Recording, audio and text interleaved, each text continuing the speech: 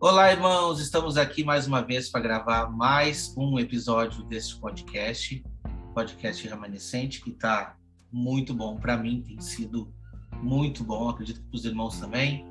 Irmão Ricardo, irmão Wagner.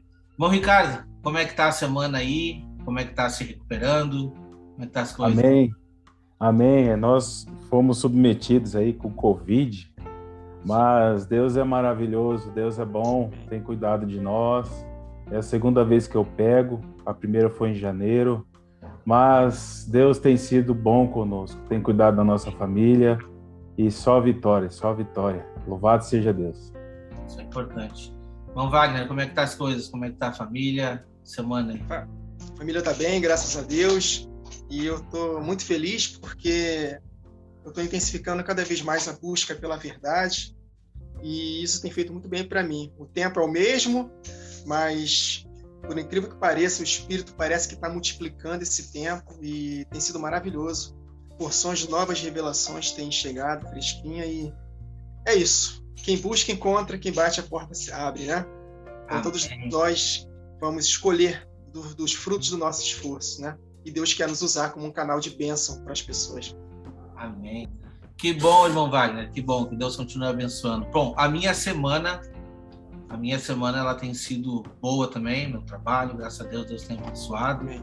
Eu ainda fiquei com resquício de tosse aí da Covid também, irmão, mas tirando isso, saúde está tudo bem. E como falei no início, estamos muito contentes aqui com esse projeto de podcast. Estou contente pelos irmãos, com a nossa conexão, né? Deus tem se revelado aí grandioso para conosco. E estou feliz, irmão Ricardo, pelo canal. O irmão Ricardo finalmente ativou o canal, está colocando devagarinho as mensagens lá. Como é que é o nome do canal, irmão? Vamos deixar para o pessoal aqui que quiser nos seguir, quiser conhecer mais materiais aí do Vozes de Trombeta. Amém. O canal Vozes de Trombeta, por Ricardo e Evelyn Maciel. Nós estamos começando, primeira semana aí, já tem 3 vídeos lá. Amém. De algo que a gente já vem trabalhando, junto com o Instagram também, Vozes de Trombeta. Aos poucos nós vamos colocando lá as mensagens, os estudos, os trabalhos que a gente vem realizando, o nosso livro que a gente já publicou aí, graças a Deus, os outros projetos que estão aí adiante, já encaminhando. E louvado seja Deus por este momento, encontrar os irmãos aí, o irmão Wagner Olmos, Wagner Nunes, e vamos avançando juntos aí, para a glória de Deus. Amém. Isso que é importante. Amém. Isso é importante. Bom, estudamos no último episódio aí sobre a carta de Tiatira, e hoje nós vamos estudar a carta de Sardes, né? Essa carta tem revelações importantíssimas e a gente vai conseguir constatar isso durante a gravação de mais esse episódio. Eu quero convidar aqui o irmão Wagner para fazer uma breve oração por nós, para quem está nos assistindo, que Deus possa nos acompanhar em mais esse estudo, irmão Wagner. Amém. Senhor, muito obrigado por essa oportunidade de estar aqui com meus irmãos, para poder ministrar a sua palavra, Senhor. É tudo que nós te pedimos, inspiração, espírito de sabedoria e de revelação no pleno conhecimento de Deus, Senhor. Ilumina os olhos do nosso coração, Senhor Jesus, para que possamos contemplar as maravilhas da tua lei e falar do que o nosso coração está cheio. Que vidas venham ser transformadas pelo poder vivo da tua palavra, que não volta vazia para ti, Jesus, mas cumpre o propósito pelo qual ela foi designada. Nós exaltamos o teu nome, a sua palavra, acima de todas as coisas. Fique à vontade para ministrar ao nosso coração e fazer com que essa palavra produza a 100 por 1 na vida de um solo fértil e sedento por ti, Jesus. Muito obrigado. Amém. Amém. Amém, meus irmãos. Então vamos dar o início. Eu vou tentar compartilhar a tela aqui da nossa Bíblia, tá? Vamos compartilhar aqui. Então tá. Vamos dar início então ao estudo da carta de Sardes. Isso está em Apocalipse 3, para você que está nos acompanhando de casa. Apocalipse 3, no versículo 1, diz assim: E ao anjo da igreja que está em Sardes, escreve: Isto diz o que tem os 7 Espíritos de Deus e as 7 estrelas. como... e ele diz, né? Conheço as tuas obras, que tens o nome, que vives e está morto. O que a gente pode refletir nesse texto? Irmão Wagner Nunes. Amém. Tem duas questões aqui que me chamaram muita atenção. Os 7 Espíritos de Deus e as obras mortas. Não tem como não lembrarmos de Isaías capítulo 11, verso 2.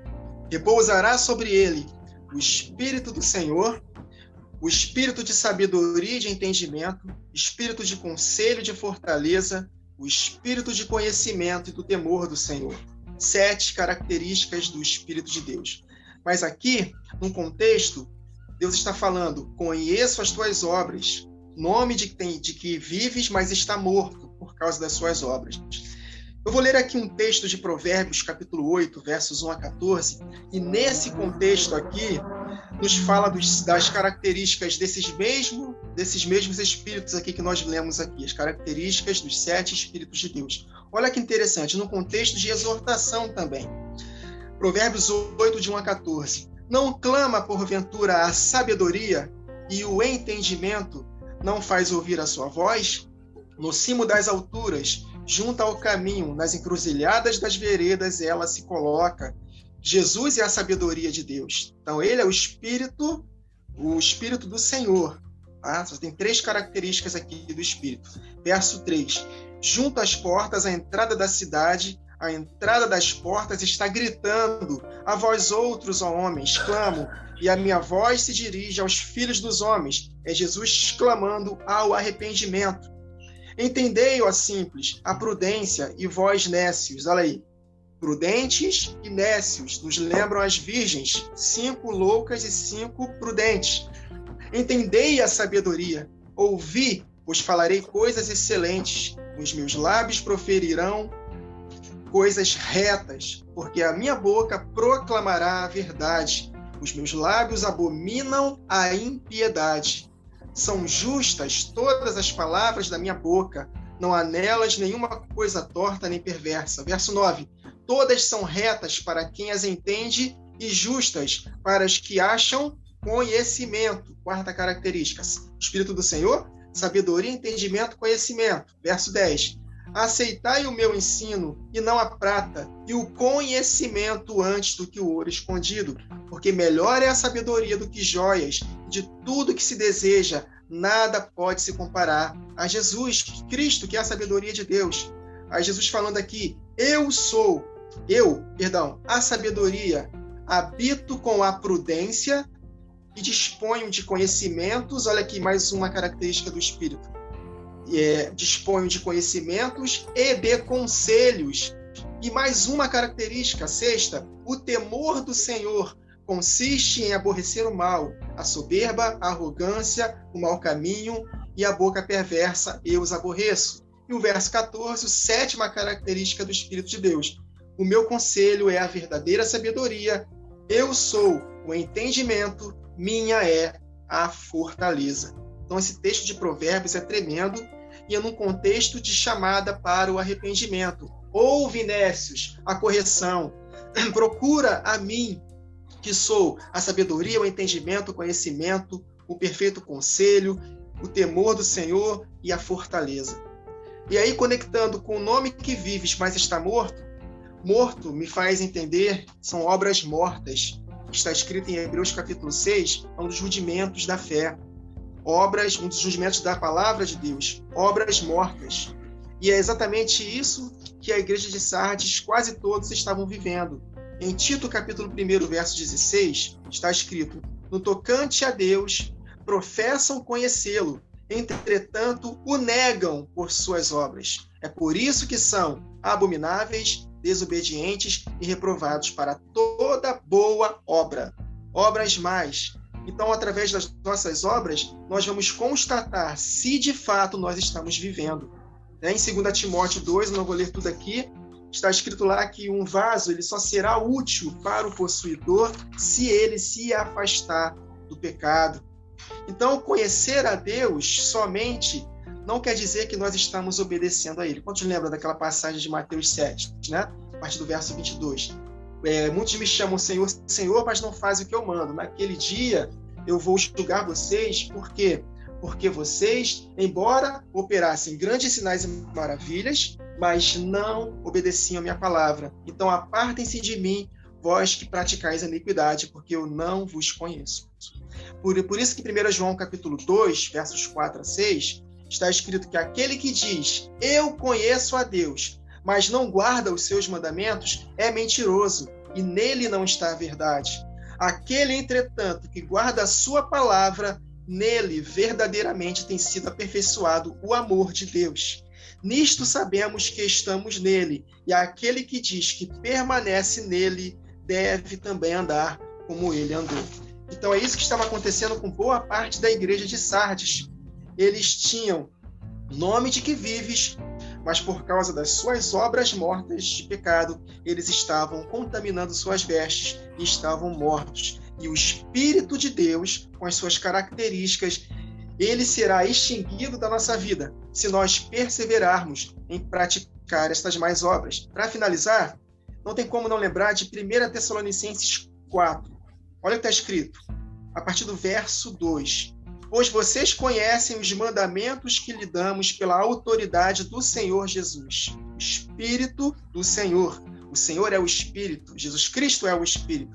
E onde está o Espírito do Senhor, ali a liberdade. Aí ele fala, a vontade de Deus é esta, que vocês se afastem da prostituição. Cada um saiba controlar o seu próprio corpo de maneira santa e honrosa, não dominado pela paixão de desejos desenfreados, como os pagãos que desconhecem a Deus. Neste assunto, ninguém prejudique a seu irmão, nem dele se aproveite, porque o Senhor castigará todas essas práticas, como já lhes dissemos e asseguramos. Olha o verso 7.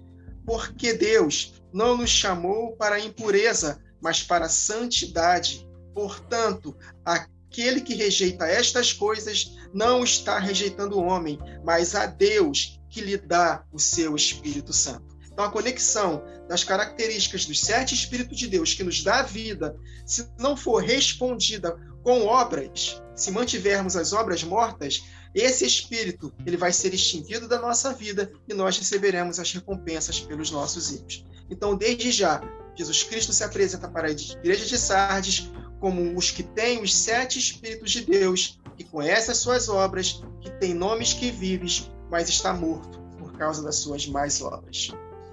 Amém, amém.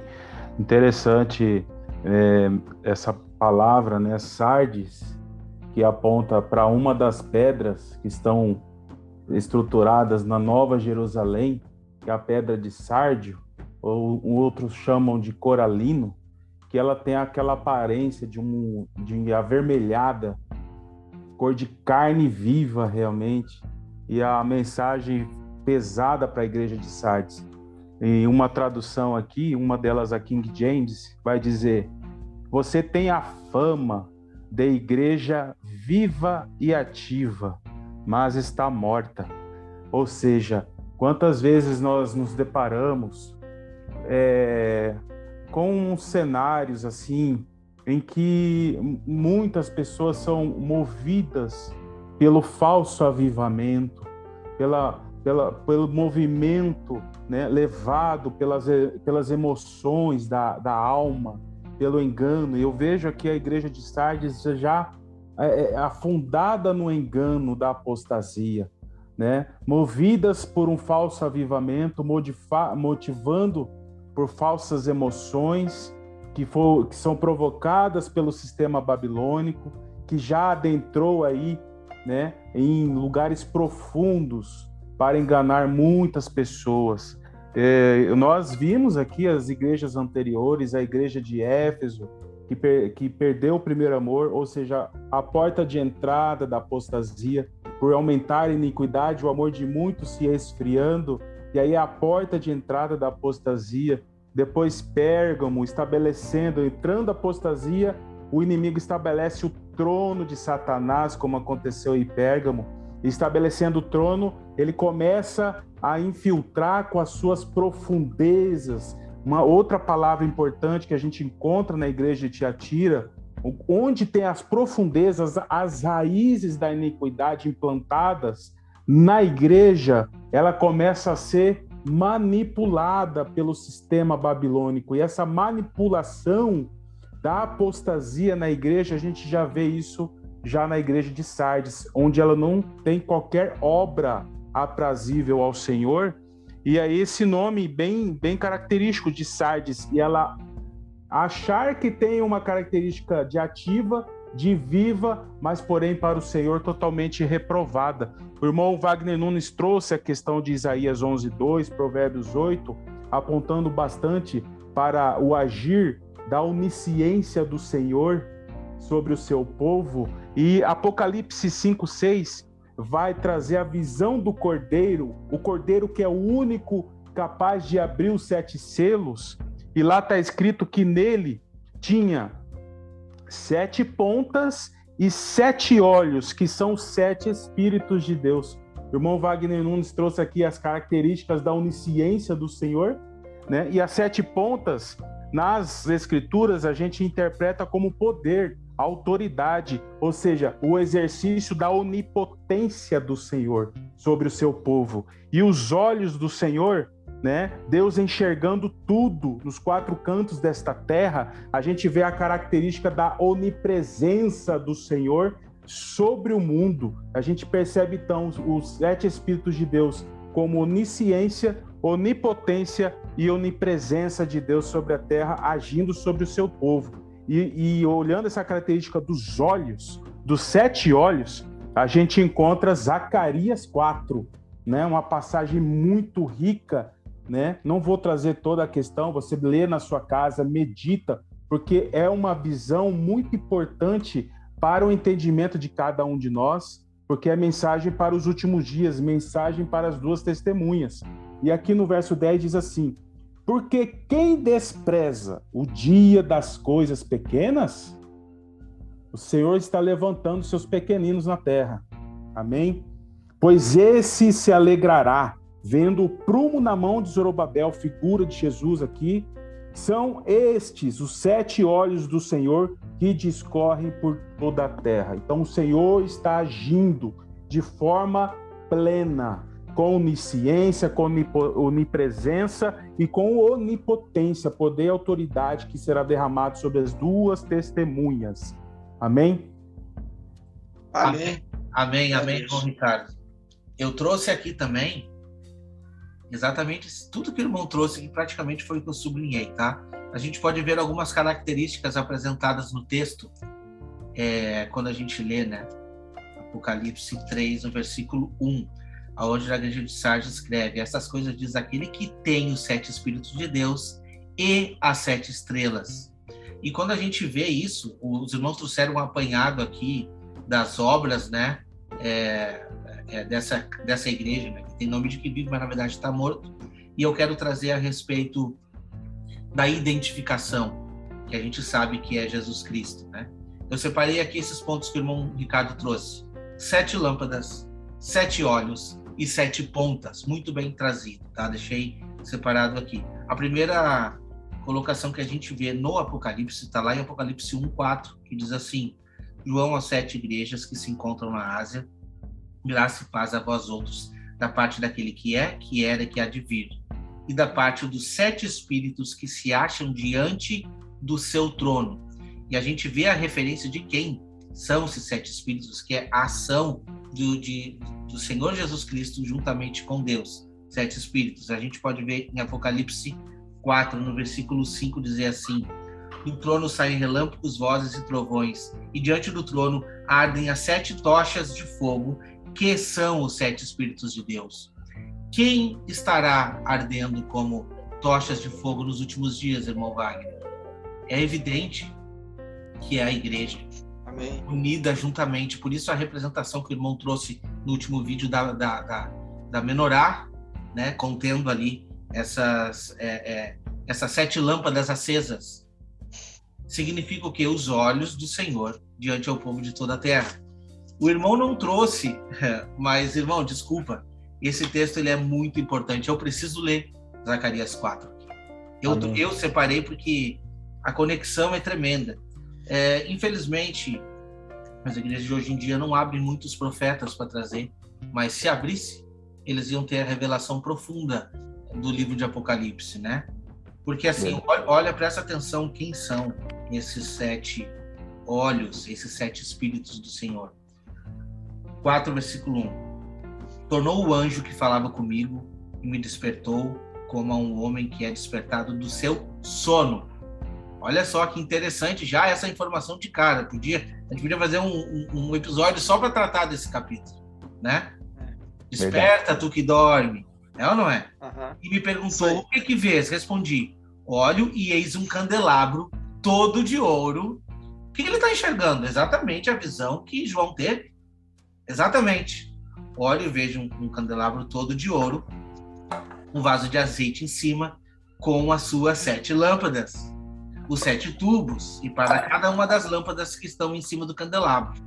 Junto a este, o que nós temos lá? 2 oliveiras. Uma à direita do vaso de azeite e a outra à sua esquerda.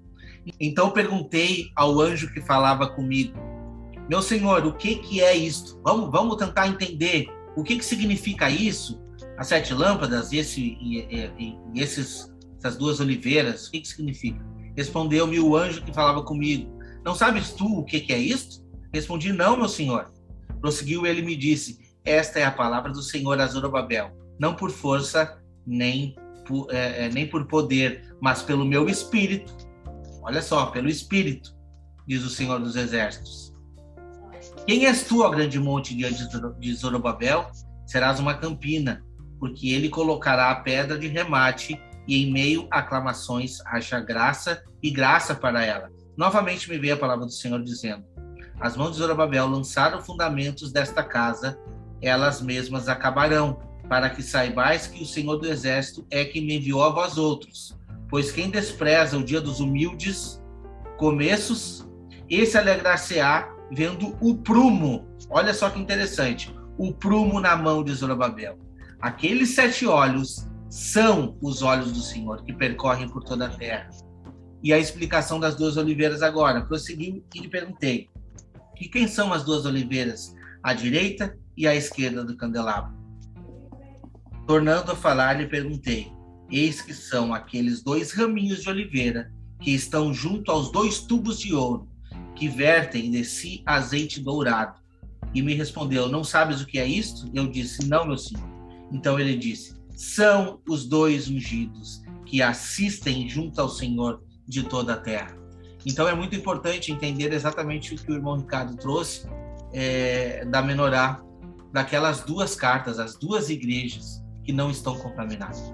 São uma representação, né? É uma representação dos olhos do Senhor perante a toda a terra. Toda a terra. Amém. Essa é a representação. E quem são esses 2 ungidos? Apocalipse 11, nós iremos chegar lá. Talvez demore um pouquinho para chegarmos lá, porque a gente está fazendo um estudo minucioso, mas é a representação. As 2 oliveiras são as 2 testemunhas que irão se levantar nos últimos dias. Então, resumo e resposta um pouco, se eu tivesse que responder isso, quem é que está se tratando aqui no versículo 1? A igreja, juntamente com Cristo. Amém. Os olhos do Senhor, as 7 lâmpadas e os 7 espíritos, eles vão estar unidos nos últimos dias, nessas 2 oliveiras que irão proclamar a mensagem. Amém, e aí vai se amém. cumprir que Jesus falou em João 14:12, farão obras iguais e até maiores do que eu fiz. Então serão dias gloriosos para a igreja, que possamos estar nos preparando, porque está muito próximo de chegar. Então, à medida que a apostasia aumenta, os fiéis estão se fortalecendo ao mesmo tempo. Então, ninguém vai impedir os planos e propósitos de Deus para as 2 testemunhas. A apostasia vai aumentar? Vai aumentar. Mas se nós permanecermos fiéis, Deus vai nos usar poderosamente. Amém, amém. Importante é que Paulo trouxe também essa realidade das 2 oliveiras lá em Romanos 11. Ele juntou a essa profecia de Zacarias 4, já de Isaías, de Ezequiel 37. Pegou Zacarias 4, Ezequiel 37, do 15 ao 28, e explanou isso, as duas oliveiras, né? A oliveira brava, tipificando os gentios, e a oliveira cultivada, tipificando os judeus, e unindo elas, né, como um enxerto, ou seja, unidas num só propósito. Então a mensagem é linda, né? Duas casas de Israel é chave mestra para entender muitas profecias e entender principalmente as mensagens aí acerca dos últimos dias. Amém. Amém. Eu acho assim, vou ser muito sincero, tá? É muito raso a gente chegar assim, não, esquece Israel, agora é tudo gentil. É muito raso. É muito raso. Desculpa, estão perdendo a essência, sabe? Isso aí. A essência está se perdendo. A gente quer entender de profecia, mas a gente não medita. Vamos meditar. O livro de Romanos é para ser meditado. Não é um livro para dizer, não, Deus rejeitou Israel. Não, Deus não rejeitou Israel. Israel rejeitou o Senhor. Pelo contrário, os braços estão estendidos. E quando a gente vê a concretização dessas promessas, dessas duas oliveiras, a gente consegue ver no livro de Romanos que a vontade do Senhor é enxertar novamente. Isso aí. É enxertar. O povo de Israel continua sendo o povo de Israel. E é esse o povo que vai ser levantado. Essa é a promessa. Vamos avançar, então. Eu vou compartilhar a tela aqui novamente. Nós vamos lá para a Bíblia, continuar no versículo 2. Sê vigilante e confirma os restantes que estavam para morrer, porque não achei as tuas obras perfeitas diante de Deus. Versículo 3. Lembrai-te, pois, do que tens recebido e ouvido, e guarda-o, e arrepende-te. E se não vigiares, virei sobre ti como um ladrão, e não saberás a que horas sobre ti eu virei. Irmão Wagner. Amém. Essa passagem aí do versículo 2, primeiramente, consolida o resto que estava para morrer. Então vocês estavam quase morrendo. Vocês têm nome de que vive, mas está morto. Mas ainda há uma esperança. Arrependa-te, porque eu não tenho achado íntegras as suas obras na presença do meu Deus. Íntegras, algo que é inteiro. E isso me chama muita atenção, porque Deus tem falado comigo muito sobre integridade. Inclusive no meu canal tem um vídeo falando sobre integridade a qualquer custo. Deus não vai nos usar se nós negligenciarmos a integridade. Segundo a Crônicas 16:9, nós conhecemos esse texto, mas nós não costumamos meditar nesse texto. Porque quanto ao Senhor, seus olhos, olha aí, seus olhos passam por toda a terra para mostrar-se forte para com aqueles cujo coração é inteiro, íntegro, perfeito para com ele. Nisto procedeste loucamente, por isso, desde agora, haverá guerra contra ti. Por quê? Porque não houve resposta. E Salmo capítulo 15, meus irmãos, esse salmo é tremendo. Olha só o que está escrito, Salmo 15. Quem, Senhor, habitará no teu tabernáculo? Quem há de morar no teu santo monte? O que vive com integridade e pratica a justiça e de coração fala a verdade. O que não difama com a sua língua, não faz mal ao próximo, nem lança injúria contra o seu vizinho. O que, aos seus olhos, tem por desprezível ao reprovado, mas honra aos que temem ao Senhor, espírito de temor. O que jura com dano próprio não se retrata. O que não empresta seu dinheiro visando lucro, nem aceita suborno contra o inocente. Quem assim procede, jamais será abalado. Jesus falou, os que ouvem as minhas palavras e as pratica, eu vou compará-lo a um homem prudente, 5 virgens prudentes, que cavou a sua casa sobre a rocha, vem tudo contra ela, e ela não cai, porque ela está firmada na rocha. Por quê? Porque ela ouve as palavras e as pratica. Então Deus está falando para a igreja, eu quero usar vocês. É uma característica da igreja do tempo do fim. Nós já aprendemos que as 7 lâmpadas vão ser acesas. Então nós precisamos atentar, porque Deus não vai usar qualquer um. Ele vai usar aqueles cujo coração são inteiros para com ele. Porque os olhos do Senhor, os 7 Espíritos de Deus querem se manifestar na vida daqueles que andam com integridade. E no verso 3, vocês precisam lembrar do que tem recebido e ouvido. Guarda-o e arrepende-te, porque senão virei como ladrão, e não conhecerás de modo algum que hora virei contra ti.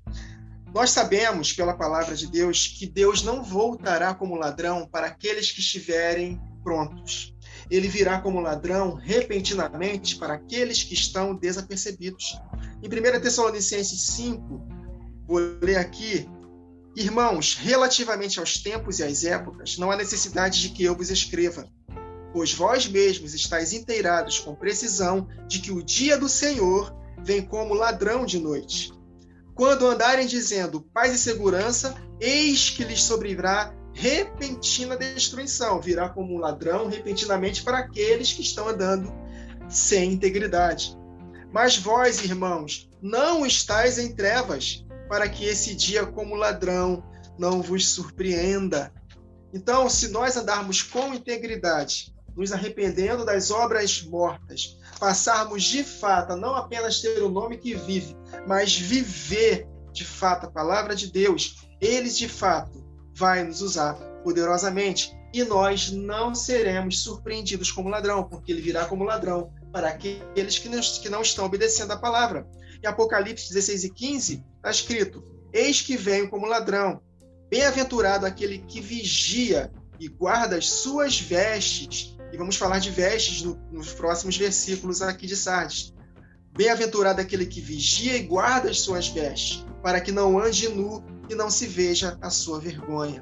Então, se nós, de fato, andarmos com integridade, em santificação, em reverência, em santo temor, Deus vai nos usar poderosamente. E qual é a única maneira de nós andarmos em santidade? Nos purificando pela palavra de Deus. Como disse o salmista, escondi a sua palavra no meu coração para não pecar contra ti. Então, se nós não formos limpos pela palavra, que continuamente nós alimentarmos na nossa mente, nós não teremos capacitação para andar em santidade. Por isso que nós aqui valorizamos a palavra de Deus acima de todas as coisas. Nós damos um jeito para investirmos tempo com a palavra, porque a nossa segurança está na palavra de Deus. Jesus falou para os seus discípulos: vós estáis limpos pela palavra que eu vos tenho dito. Ato contínuo. Então, pelo simples fato de eles estarem ouvindo a palavra de Deus, eles estavam sendo limpos. É a única maneira de não sermos cortados. Então, como frutificar? Se enchendo da palavra. Como andar em santidade, que é o sinônimo de frutificar? Se enchendo da palavra. Então, a palavra de Deus viva na nossa mente vai fazer com que nós falemos do que nossa boca, do que nosso coração está cheio, e que vai fazer com que nós possamos proceder em conformidade com a verdade. A palavra de Deus é poderosíssima para nos capacitar a andarmos em santidade. Amém, amém. Louvado seja Deus. Interessante, o Wagner Nunes falou a respeito, onde houver paz e segurança, né, virá repentina destruição para aqueles que estão em trevas. Ou seja, os que estão em trevas, eles serão enganados com a falsa paz e segurança. Então não podemos ser surpreendidos por aquilo que as trevas oferecem. E faz lembrar aqui de Judas, no verso 3 e 4 aqui, ó: amados, procurando eu escrever-vos com toda a diligência acerca da comum salvação, tive por necessidade escrever-vos e exortar-vos a batalhar pela fé, que uma vez foi dada aos santos, porque se introduziram alguns que já antes estavam escritos para este mesmo juízo, homens ímpios que convertem em dissolução a graça de Deus e negam a Deus, único dominador e Senhor nosso Jesus Cristo. Ou seja, existem pessoas que se infiltram, né, dominados pelo mal, né, e do engano para enganar outras pessoas. Isso a cada vez mais a gente percebe isso no cenário de hoje, e isso tende a aumentar. Nós precisamos aumentar a vigilância, oração e batalhar pela fé, como Judas escreveu aqui. Amém, irmão. Amém, amém. Eu trouxe um texto aqui, que está lá em Tiago 2, do 18 ao 20, que diz assim: mas alguém dirá, tu tens fé, e eu tenho obras. Então, mostra-me essa tua fé sem obras, e eu com as obras te mostrarei a minha fé. Crês tu que Deus é um só? Fazes bem. Até os demônios crêem e tremem. Quer depois ficar certo, ó homem sensato, de que a fé sem obras é inoperante? Não foi por obras que Abraão, nosso pai, foi justificado quando ofereceu sobre o altar o próprio filho Isaque? Então, assim, ó, ali como diz, né, a respeito das obras, no versículo 2, ser vigilante e consolida o resto que estava para morrer, porque não tenho achado íntegra as tuas obras na presença do meu Deus. Então, hoje em dia, nós estamos acostumados a ver a questão das pessoas dizerem assim, não é raro, tá? Não, mas eu vou na igreja, essa é a minha obra. Eu vou na igreja, essa é a minha obra. Será que temos conseguido compartilhar de boas obras, né? Porque é muito simples, irmão, muito simples. A gente, não. A obra pode ser patrocinada. Eu vou lá, eu levo o meu dízimo, eu levo a minha oferta na igreja e eu deixo quem está encarregado de fazer isso que faça. Eles fazem por mim, eu não preciso me mexer, me movimentar, entende? Muitas vezes a gente pensa assim, não, a gente tem que pregar o evangelho e esse evangelho tem que chegar a todas as nações. Eu vou mandar dinheiro para obreiros e fazer uma ação comunitária lá no Amazonas, na África, enfim. Meu irmão, a ação que você tem que fazer, as obras que tu tem que demonstrar, às vezes é dentro da tua casa, é a tua família, é a tua esposa, é o teu filho, é o teu irmão. Tu não precisa ir longe. Eu me lembro de um hino que a gente cantava quando eu estava na denominação, um hino muito bonito que diz assim, ó: um dia Cristo me falou, não é preciso transpor o mar para ser um missionário, entendeu? É só seguir o seu caminho e tu verás como é fácil ser para Deus um missionário. É simples. Quer ser missionário? Muda a tua vida. É isso aí. Demonstra na tua vida. Então, o que está sendo cobrado a igreja de Sardes são obras. E depois vem gente me dizer que eu não sou salvo por obra. Não sou salvo por obra? Será que eu não sou salvo por obra? Entende? Se eu não frutificar, como diz a parábola, o machado já está prestes à raiz, pronto para cortar. Entende? Nós temos que frutificar, meus irmãos. Isso é uma missão importante dada a cada um de nós. Eu entendo que não é difícil, eu não tenho dom, eu não tenho talento para isso. Olha, eu digo por mim, pela minha vida, tá? Quando a gente se dispõe a mudar de vida, a gente sente essa necessidade, irmão Ricardo. Eu sinto. Eu não consigo ficar calado diante da multidão, desculpa. Eu não consigo ver uma coisa errada e não me levantar contra. Desculpa. É do meu ímpeto, porque senão a gente é só mais um no meio da multidão. Nós não somos para ser que nem a igreja de Sardes, que as obras apontam o lado errado. A gente tem que apontar o que é correto perante Deus. E o versículo 4 nos diz, né? Versículo 3, na verdade: lembra-te, pois, que tens recebido e ouvido, guarda e arrepende-te, porque senão vireis como ladrão e não conhecerás de modo algum em que horas eu virei contra ti. Você pode falar qualquer coisa para mim, tá? Mas eu vou dizer o que eu penso quanto a isso. Para mim é ponto facultativo quanto a isso e não tem discussão. Aqui está falando de morte. Eu não sei o dia de amanhã. Não sei o que se passa comigo no dia de amanhã. Por isso que a gente vai trazer à tona tudo isso que eu falei um versículo atrás aqui. Se eu não cuidar da minha vida no dia de hoje, eu não sei o dia de amanhã. O vir como um ladrão para mim é muito repentino, sabe? Eu penso assim, ó. Segunda-feira eu estava falando com meu pai, em outubro do ano passado. Terça-feira meu pai morreu. Entende? Era terça-feira e meu pai morreu. Foi assim. Fico pensando, nossa, como isso? Como que pode uma coisa dessa? Tá? A gente está aqui conversando, daqui a pouco, quando vê um acidente. Hoje em dia, tu liga a TV e já escorre sangue pela TV. Infelizmente.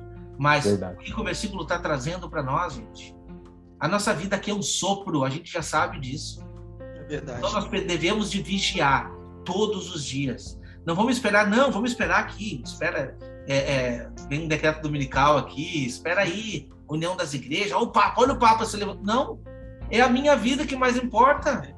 É a minha vida, entende? Se eu não me policiar hoje, amanhã eu posso fechar meus olhos e não estar mais aqui. O que tu tá almejando? O que tu tá almejando? A tua vida terrena aqui ou a tua vida celestial? O que tu tá almejando? Eu quero dormir todos os dias com a minha consciência tranquila de estar fazendo a vontade de Deus. Amém. Louvado seja Deus. E olhar para as coisas que são de cima é uma dica.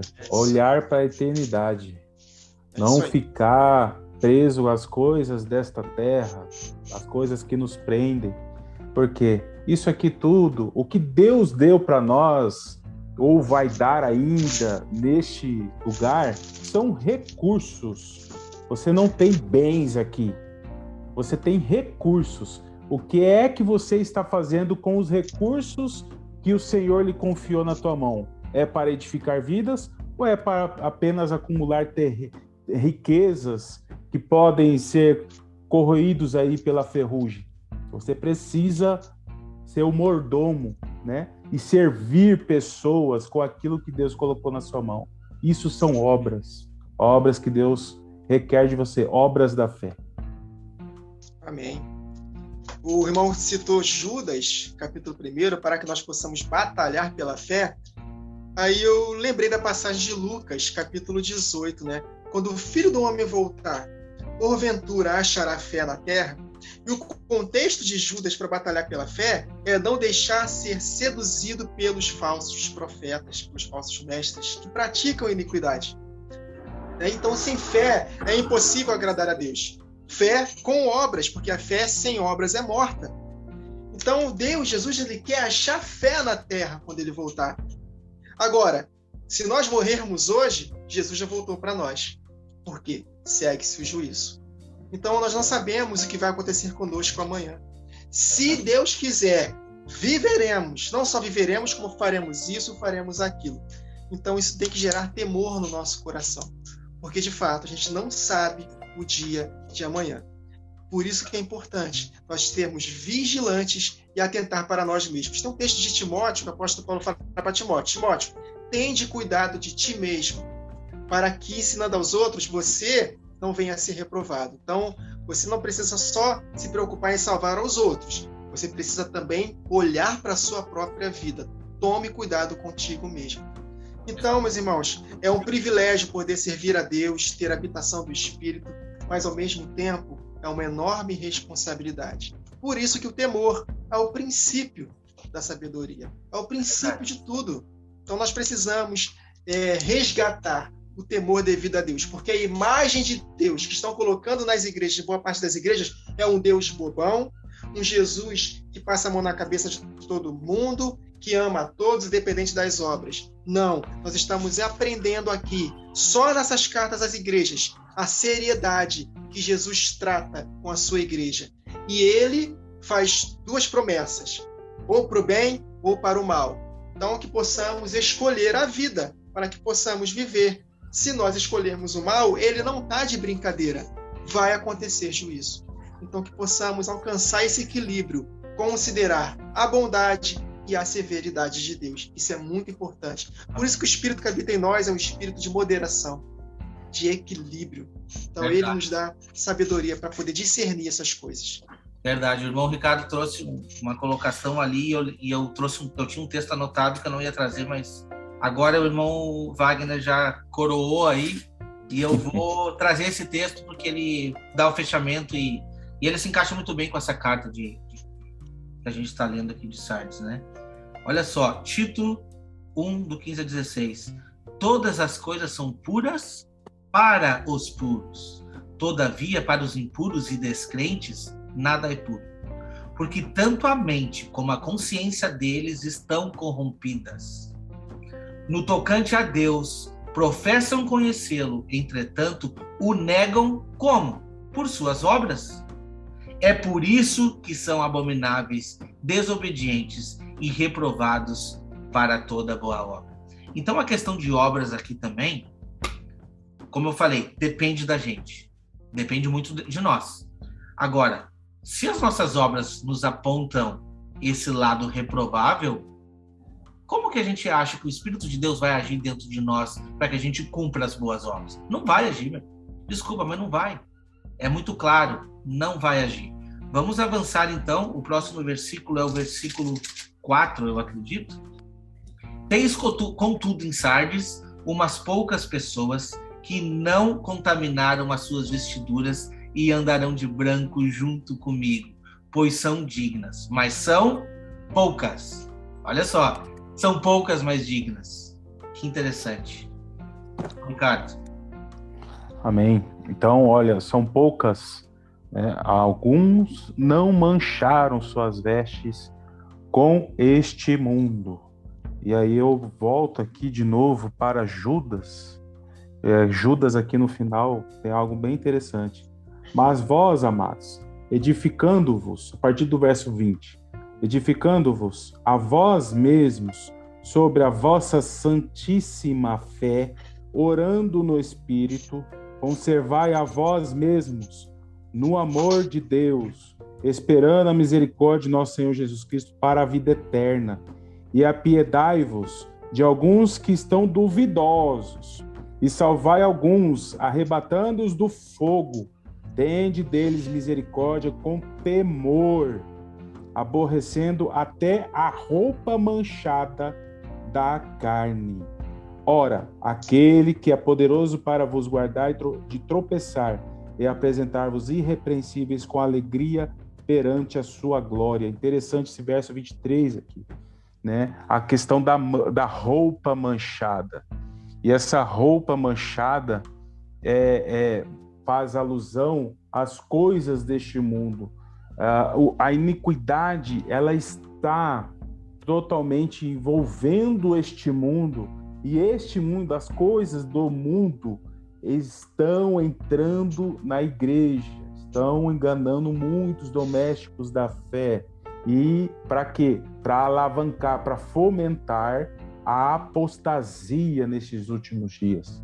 Então, nós precisamos meditar nesse verso aqui, porque se apenas alguns não mancharam as suas vestes, é porque realmente o inimigo tem laços que muitos não enxergam. E aí nós precisamos estar atentos, porque como atalaias do Senhor, precisamos avisar quando o inimigo está chegando, como está escrito lá em Ezequiel 33. Amém.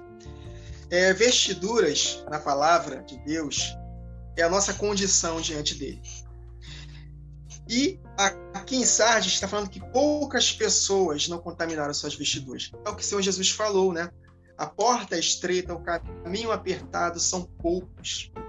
E devido ao aumento da maldade, Jesus profetizou em Mateus 24, o amor da igreja se esfriaria de quase todos. Meus irmãos, quase todos é muita gente. Então, há uma possibilidade enorme de nós nos desviarmos da fé se nós não batalharmos por essa fé. Então, nós precisamos tomar muito cuidado, e as vestiduras são importantíssimas. Quando Jesus voltar, está escrito em Apocalipse 19, que os justos serão vestidos de linho finíssimo. E essa vestimenta dos justos são os atos de justiça por eles praticados. E ele falou aqui, andarão de branco comigo porque são dignas, merecedoras. Essa é a palavra. Aí eu vejo uma definição muito desequilibrada da graça. Favor e merecido. Calma aí. Vamos aprender. Jesus ter vindo a esta terra morrer por nós, é claro que nós não merecíamos. Nada de bom fizemos para que Jesus morresse por nós. Agora, para que os benefícios da cruz se tornem realidade na nossa vida, deve haver resposta. E a resposta do homem, eu posso dizer para vocês, é o merecimento. Porque se nós não respondermos a ele, ele não se manifesta. De que me adianta um favor imerecido, porque ele morreu na cruz, e eu rejeitei a essa cruz, e eu fui condenado? De que me adianta? Se é um favor imerecido, eu sou salvo, independente das obras. E aí que o calvinismo entra em cena.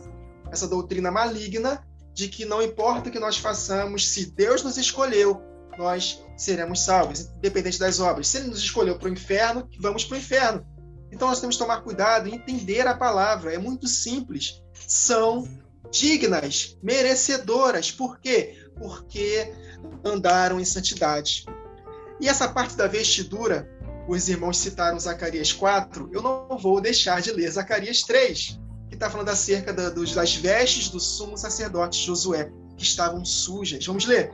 Zacarias capítulo 3, a partir do verso 1. Deus me mostrou o sumo sacerdote Josué, o qual estava diante do anjo do Senhor. O anjo do Senhor aqui é Jesus. E Satanás estava à mão direita para se lhe opor. Satanás estava resistindo a ele. Mas o Senhor disse a Satanás, o Pai disse a Satanás, o Senhor te repreende, ó Satanás. Sim, o Senhor que escolheu a Jerusalém te repreende. Não é este um tição tirado do fogo? Olha o detalhe, verso 3. Ora, Josué, trajado de vestes sujas, estava diante do anjo. Tomou este a palavra e disse aos que estavam diante dele, tirai-lhe as vestes sujas. A Josué disse também, eis que tenho feito que passe de ti a tua iniquidade. Apartai-vos de mim, vós que praticais a iniquidade. Olha aí, se arrependa, e te vestirei de finos trajes. E disse eu, põe-lhe um turbante limpo sobre a cabeça. Purifique, se transforme pela renovação da vossa mente. Permita que a palavra de Deus, limpe os seus pensamentos para que as suas ações sejam consequência daquilo que vocês estão pensando. Puseram-lhe, pois, sobre a cabeça um turbante limpo e o vestiram com trajes próprios. E o anjo do Senhor estava ali.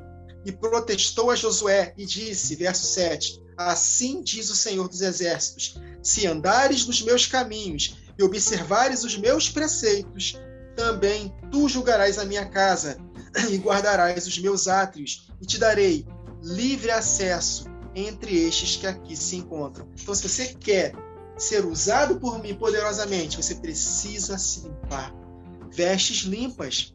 Em Efésios capítulo 6, verso 13, o apóstolo Paulo, portanto, vistam toda a armadura de Deus, para que possam resistir no dia mau, e depois de ter desvencido tudo, permanecermos inabaláveis.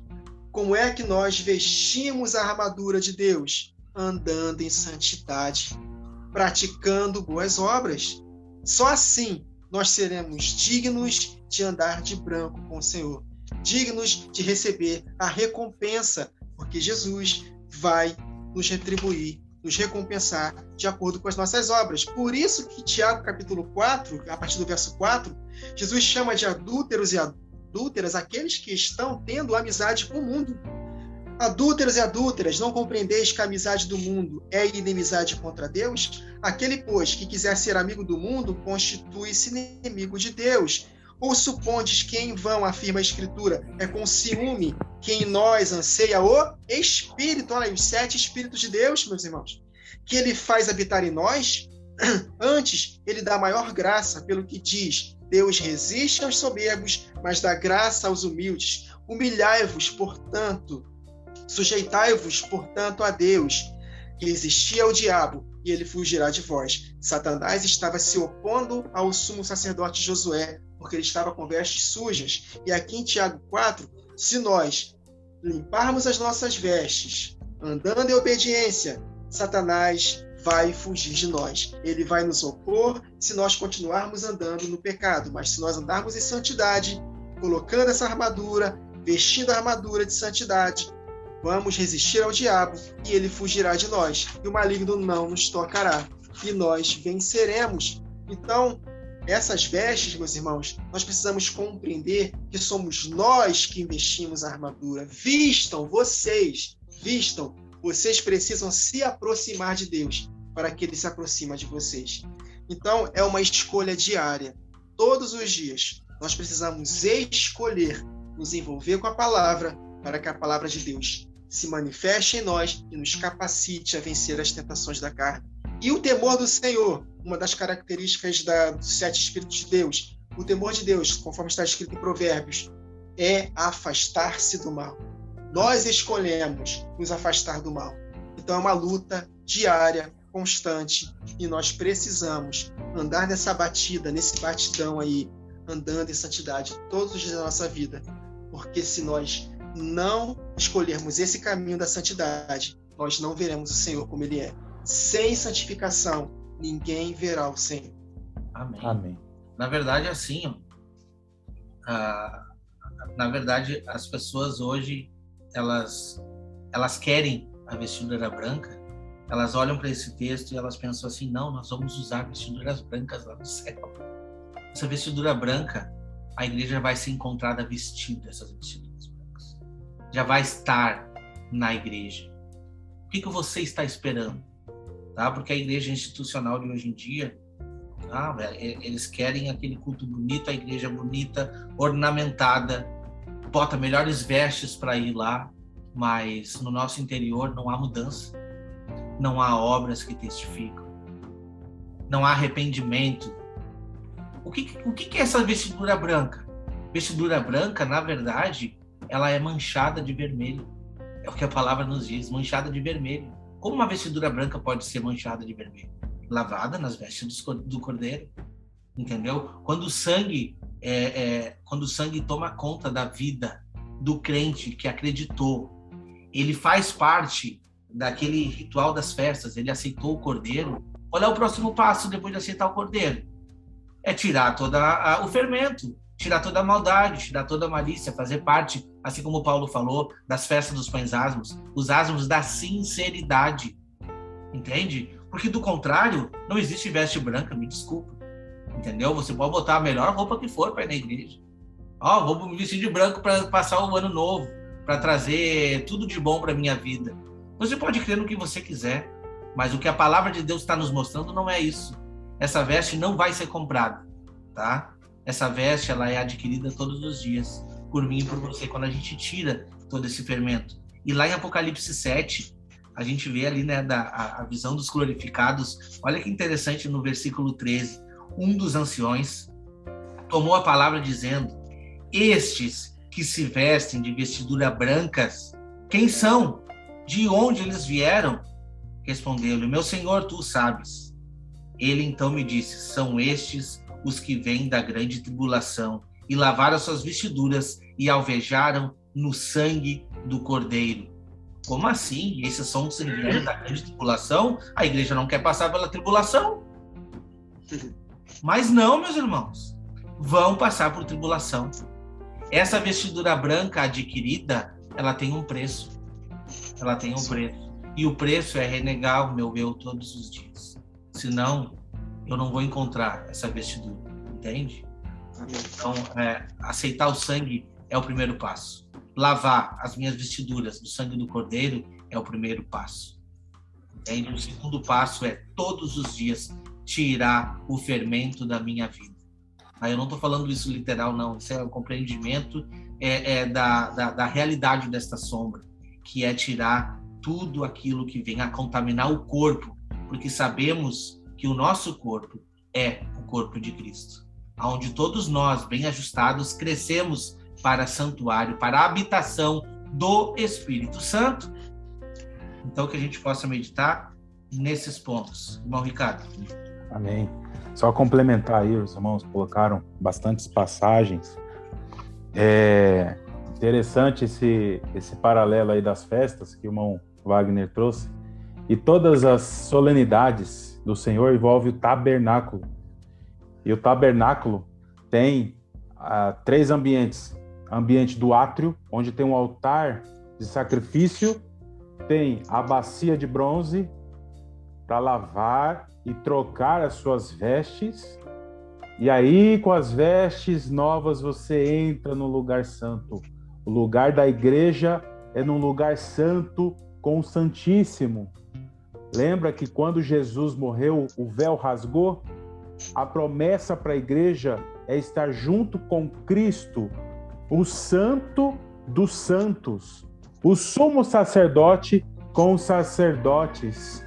Ou seja, essa promessa para a igreja requer uma entrega de sacrifício primeiramente lá no átrio e depois lavar as suas vestes, trocar de vestes, colocar uma vestimenta nova para entrar devidamente no lugar santo. E o que ocorre nos dias de hoje? Muitos não conseguem lavar as suas vestes. São pessoas que ficam no círculo vicioso do sacrifício, presos no pecado. Eles sacrificam o seu novilho, não cumprem os seus votos de poder ter o conserto com o Senhor e de prosseguir na lavagem das suas vestes. Eles voltam a pecar, voltam a cometer os seus erros, ficam presos pelo engano, presos pelas doutrinas humanas, doutrinas de demônios, presos nos pecados, com os desejos carnais, e eles não saem do altar de sacrifício, não chegam na promessa de lavar as suas vestes e entrar no lugar santo, de serem acesos e realmente exercer reino e sacerdócio com o Senhor. E, muito importante, esse paralelo com o tabernáculo, juntamente com as festas bíblicas. Ainda com relação às festas, o irmão Wagner citou o sangue do Cordeiro, e o sangue do Cordeiro nos remete o quê? A Páscoa. Mas dentro da festa da Páscoa, nós precisamos celebrar essa festa sem o fermento do pecado. Porque Cristo, nosso Cordeiro Pascal, foi sacrificado, que o apóstolo Paulo fala em 1 Coríntios 5. Então, em conexão com a Páscoa, nós precisamos andar em santidade, porque aquilo que eu falei para os irmãos, de que me adianta um favor imerecido se eu não desfrutar desses benefícios. Esses benefícios da Páscoa, do Cordeiro sacrificado, só serão realidade na minha vida se eu celebrar a festa sem o fermento. Eu anotei aqui que na lei, se fosse encontrado um fermento, algo fermentado na casa de um judeu, ele seria eliminado.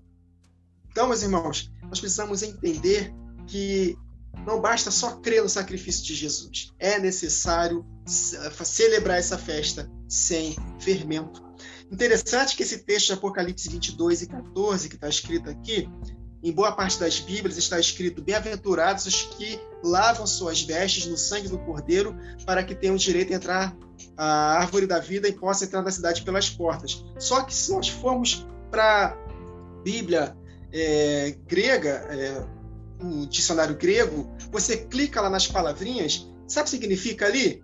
Na verdade, as palavras no grego bem-aventurados os que guardam os seus mandamentos. Então, há uma íntima relação entre lavar as suas vestes e guardar os mandamentos. Pode ver lá, quem tem a Bíblia com aplicativo grego, clica lá, você vai ver lá os significados das palavras. Guardam os seus mandamentos. É o mesmo que lavar as suas vestes no sangue do Cordeiro, porque a festa da Páscoa, no dia seguinte, se fosse celebrada a festa da Páscoa, dentro da festa da Páscoa tinha a festa do sem fermento, né? Se fosse celebrada a festa dos pães ázimos, eu queria lembrar disso aí, se fosse celebrar a festa da Páscoa com pães fermentados, de nada valeria o sacrifício, seriam eliminados da comunidade. Então, há uma íntima relação entre crer no sacrifício de Jesus e andar em santidade. Amém, meu irmão, amém. O que o irmão trouxe ali de Apocalipse 22, 14, eu tinha anotado esse verso também, porque não deixa de ser uma promessa. Bem-aventurado os que fazem isso. E a promessa é a mesma, trazida ali no versículo 5. Ao vencedor será assim, vestido de vestiduras brancas, e de modo nenhum apagarei o seu nome do livro da vida. Pelo contrário, confessarei o seu nome diante do meu Pai e diante dos seus anjos. Hoje, no nosso estudo lá do grupo de WhatsApp, eu escutei, eu acho que foi o irmão Wagner que falou sobre isso, do nosso nome estar desde que a gente nasce no livro da vida. Amém. Porque nós somos predestinados para a salvação. Então, quando a gente entende sobre predestinação, é exatamente isso. Predestinado para a salvação. O que vai mudar esse curso é nós mesmos. Se a gente mudar esse curso, é por conta própria. Porque Deus nos dá o livre-arbítrio. Agora Ele quer que todos se salvem. Entende? Então, Ele quer que todos se salvem. Então, o direito do nome no livro da vida, nós já temos. O nome já está lá. A gente só tem que manter.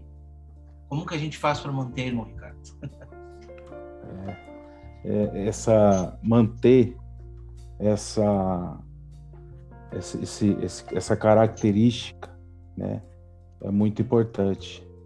Nós ficamos meditando, né, no nosso dia a dia, tantas lições que a gente precisa resetar na mente.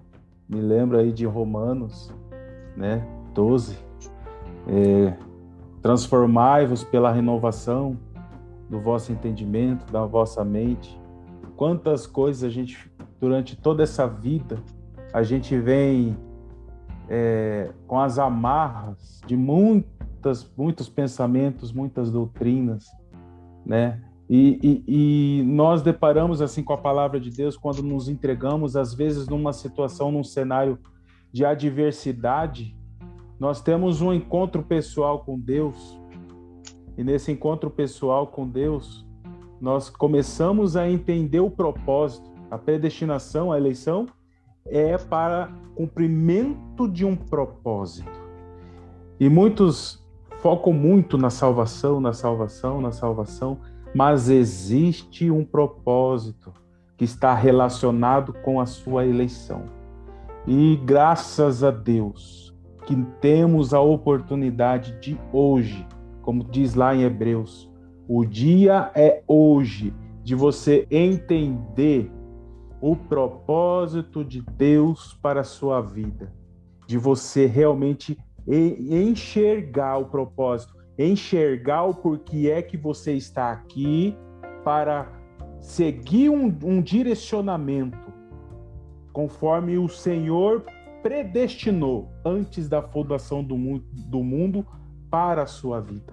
Então isso é muito importante. Quando nos encontramos com o Senhor, e o meu encontro foi com a palavra, louvado seja Deus por isso. E eu tive, graças a Deus, a oportunidade de entender esse propósito das duas casas de Israel, nas festas, entender as sombras, entender o motivo, o porquê que eu estou aqui hoje.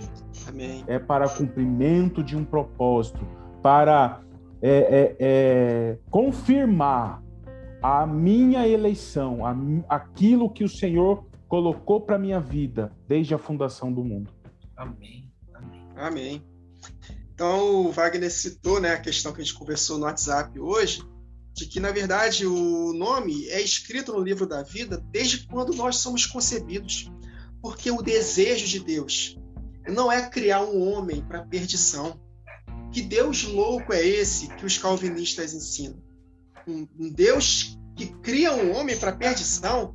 Não, Deus cria um homem com amor. Se nós lermos lá o Salmo 139, nós vamos ler lá a maneira como nós fomos tecidos no ventre da nossa mãe, com amor, com carinho.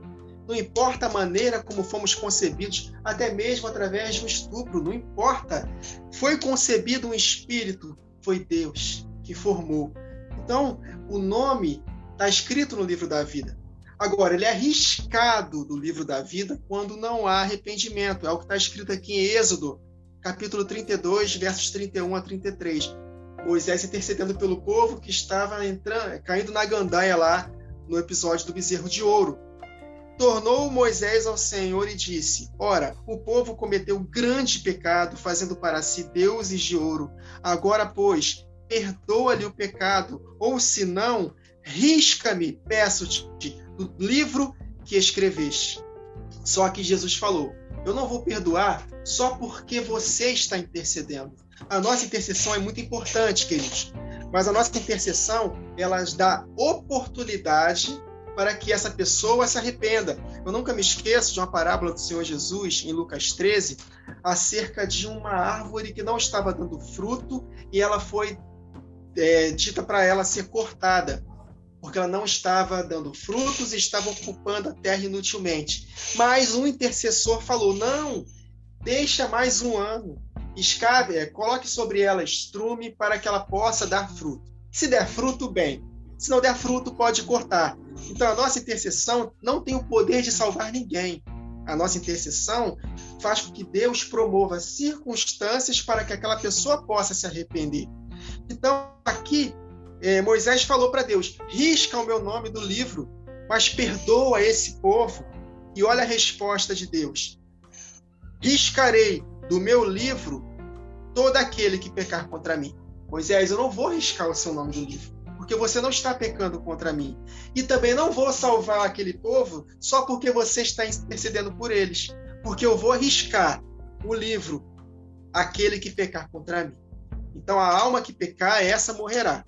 Então a sua intercessão foi válida, tanto que Deus adiou, porque Deus queria eliminar naquele momento o povo. Deus esperou um pouco, Moisés desceu, viu o povo caindo na gandaia, quebrou as 2 pedras como testemunho para que eles soubessem que a lei foi escrita em tábuas de pedra por causa da dureza do coração deles. E naquele mesmo dia houve juízo. Milhares de pessoas morreram. Ou seja, foi adiado o juízo. E a tribo de Levi, né, se arrependeu e se aproximou de Moisés. E foi ali que a tribo de Levi foi escolhida para exercer o sacerdócio. Da mesma forma que nós lemos aqui do sumo sacerdote Josué em Zacarias 3. Você quer exercer o sacerdócio? O Satanás vai se lhe opor contra você se você andar com vestes sujas. Limpe suas vestes para que você possa ter autoridade para poder ministrar na minha casa. Então, meus irmãos, Deus ele escreveu o nome do livro da vida de todo ser humano que veio existir. Mas é o ser humano que vai escolher a vida ou a morte, a bênção ou a maldição. Se ele escolher a maldição e ele não se arrepender, aí sim o seu nome será riscado. Então, nosso nome não é escrito no livro da vida quando nós nascemos de novo. Não, nosso nome é escrito no livro da vida desde antes da fundação do mundo. Ele sim, ele pode ser riscado de acordo com as nossas obras. Amém, amém. Amém. E para encerrar o versículo que está em todas as cartas, o mesmo versículo, quem tem ouvidos, ouça o que o Espírito diz à igreja. A minha pergunta para você de casa é: você tem ouvido? Você tem ouvido? Você tem orelha? Você tem ouvido? Então ouça. Ouça, sabe? É simples, meus irmãos. Ouça. Volte nas outras cartas, vá lá e ouça. São 7 espíritos. E 7 vezes, durante as 7 cartas, é repetido o mesmo versículo no final. Quem tem ouvidos, ouça. Ouça, são advertências. Nós não estamos aqui, comentei com o irmão Wagner antes de nós começar a gravação, a gente estava conversando, nós não estamos aqui de brincadeira. Quanto que o irmão Ricardo está ganhando? Nada. Irmão Wagner, quanto? Nada. Nós, quer dizer, a gente sabe o que a gente está ganhando. Nós estamos tentando, buscando almas para Jesus. Essas advertências que nós estamos trazendo aqui não é para botar medo em você. Não. É para que você ouça. Nós estamos cumprindo aquilo o que o início do versículo nos diz. 7 lâmpadas, 7 olhos, 7 pontas. Nós somos os 7 castiçais. E se a gente se unir junto com as 2 oliveiras que vão levar essa mensagem adiante, então a gente vai cumprir esse objetivo. E se o Espírito de Deus estiver habitando dentro de nós, a gente vai conseguir fazer com que as pessoas ouçam. É simples. As pessoas não querem ouvir. Hoje em dia as pessoas não querem ouvir. Eu canso de falar muitas vezes para pessoas conhecidas: meu irmão, deixa eu te mostrar que não, eu não quero ouvir. Não quero ouvir. Eu não quero ouvir. E tem outras profecias que diz, né? Não fale, não sei ler, não quero ouvir, não quero. Eu tenho que respeitar, no mínimo. Entende? E a gente precisa respeitar nesse ponto. Mas a minha missão aqui é falar. Se você veio parar aqui nesse canal hoje, se você veio parar no canal do irmão Wagner hoje, no canal do irmão Ricardo hoje, e você está escutando essa mensagem não é minha. Essa mensagem não é do irmão Ricardo. Essa mensagem não é do irmão Wagner. Essa mensagem é uma mensagem de Deus falando ao seu coração. Então que a gente possa ouvir, tá? Nós estamos aqui dedicados a cumprir essa missão. Agradeço a todos que estão conosco, avante. E uma das formas que você pode fazer para pregar esse evangelho é compartilhando a mensagem. Se você não tem nenhuma ferramenta hoje, você tem um botãozinho chamado compartilhar, para que mais pessoas possam ouvir. É só isso que a gente pede de você no dia de hoje. E principalmente, na verdade não é só isso, o principal que a gente pede é que você medite no que foi dito e que você acorde enquanto é tempo, tá? Irmão Ricardo, suas considerações finais eu vou te pedir antes, o que vem a nos trazer na próxima carta. Porque essa próxima carta eu tenho tanta coisa para falar, mas eu vou deixar para chegar nela. Mas o irmão vai fazer um spoiler da próxima carta para nós. Próxima carta, sexta igreja, a igreja de Filadélfia. Igreja valiosíssima, tem mensagem ali.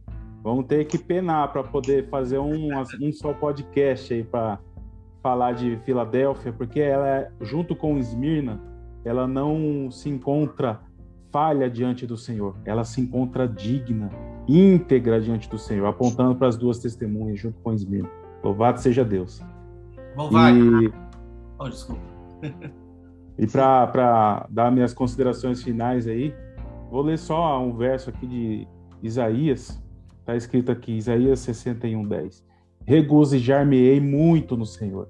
A minha alma se alegra no meu Deus, porque me vestiu de vestes de salvação, me cobriu com um manto de justiça, como um noivo que se adorna com atavios e como noiva que se enfeita com as suas joias. Né? Mensagem importante aí, nós trabalhamos hoje, Igreja de Sites, momento gracioso, valioso. Tenho só a agradecer ao irmão Wagner Olmos, Wagner Nunes, que são pessoas que já moram aqui no meu coração, junto com a nossa família. Muito obrigado. Não vai. Amém. Eu só tenho a dizer uma coisa. Encham-se da verdade. Você que está assistindo esse podcast aqui nos canais, encham-se da verdade. Nós não estamos falando aqui porque nós começamos a meditar um mês atrás. Isso aqui são anos, queridos. Anos de estudo, anos de dedicação. Eu vou só finalizar contando um testemunho da minha vida bem rápido. Há um tempo atrás, eu estava planejando estudar, cair dentro para poder ter uma profissão rentável. Mas o Espírito Santo falou comigo: Wagner, dedica tempo comigo. Abre mão de estudar. É meu caso, tá, meus irmãos? Não vou dizer que todos vão parar de estudar, não é isso. Cada um tem a sua particularidade com Deus. E eu abri mão, investindo tempo, a hora que eu acordo, até a hora que eu começo a trabalhar, envolvido com a palavra. Na hora do almoço, palavra. Na saída do trabalho para casa, palavra. Então, eu estou sempre dedicando esse tempo com Deus. Então, a bagagem que nós temos hoje da palavra foi muito tempo gasto. Nós abrimos mão de muitas coisas, meus irmãos, para poder se encher da palavra. Eu poderia estar ganhando muito mais, mas eu escolhi a palavra de Deus. E Deus foi tão misericordioso, tão bondoso, que no meu trabalho eu já fui promovido nesse período 3 vezes. E o salário que eu ganho hoje, eu poderia não ganhar o que eu estou ganhando hoje se eu tivesse estudado muito. Então, meus irmãos, Deus cuida de nós. Amém? Então, escolham. Peça a Deus direção. Peça a Deus estratégia. O livro de Josué, se vocês lerem, é tremendo. Para cada reino conquistado, uma estratégia diferente. Então, Deus quer usar o seu corpo do seu jeito, como você é, da sua maneira, com a estratégia que Deus está colocando no seu coração. Mas jamais deixe de se envolver com a palavra. Faça de tudo para poder adquirir sabedoria. Da mesma forma como o mundo procura prata e ouro, procure a sabedoria. Porque quem bate vai achar.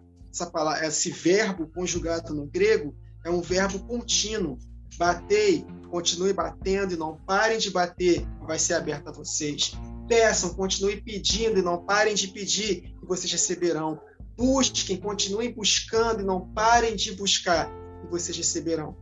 Com certeza, nós seremos cheios do Espírito Santo se nós buscarmos a Deus de todo o nosso coração. E Ele vai nos dando estratégias para que nós possamos ter tempo de qualidade com Ele. Acima de todas as coisas, meus irmãos, encham-se da palavra. Não passem um dia sequer sem meditar na palavra de Deus, porque dessa disciplina dependerá a nossa própria vida.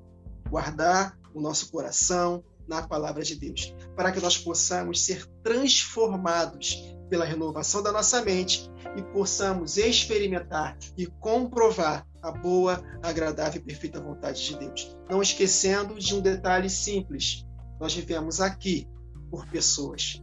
E se nós estivermos vazios da palavra, nós não vamos ter um bom conselho para as pessoas. Então, se quisermos aconselhar uns aos outros, exortar mutuamente uns aos outros, edificar uns aos outros, pregar arrependimento aos pecadores, nós precisamos estar cheios da palavra.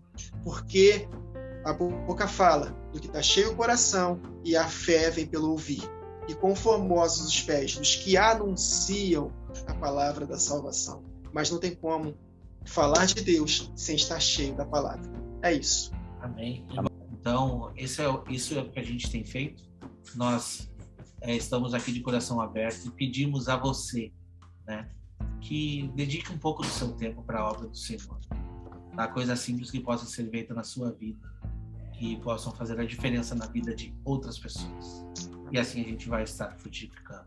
Agradeço ao irmão Ricardo, ao irmão Wagner, agradeço a cada um que está vendo esse podcast, que está estudando aqui com a gente. Não esqueça de seguir o canal Remanescente no Instagram, @canal Remanescente, @Vozes de Trombeta também, tem mensagens lá, tá? A gente vai fazer algumas interações com você que está assistindo o podcast lá no Instagram também. Então eu faço esse convite. Se inscreva no canal do irmão Ricardo, que vai estar aqui na descrição. Vou deixar um link de um vídeo do irmão aqui e o link do vídeo do irmão Wagner também. Se bem que você também deve estar assistindo esse podcast no canal do irmão Wagner. Que Deus possa abençoar a sua vida. E não se esqueça, quinta-feira que vem nós estaremos estudando aqui a Carta de Filadélfia. Estará imperdível. Que Deus abençoe a todos e até o próximo vídeo.